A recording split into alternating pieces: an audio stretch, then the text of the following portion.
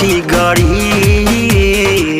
तो उसे का सटल बानी जोरी तो का बहड़ पड़े।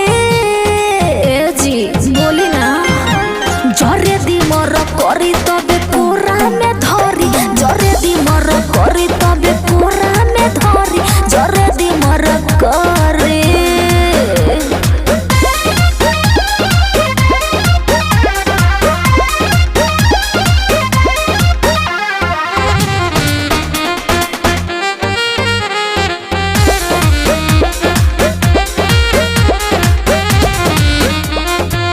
देखली रे खल बरोजे के रहिया, नहीं भुलाइब जगहिया। तो सुता कोरा में सटया धके करबाट, झूठो करेलू मत कहिया।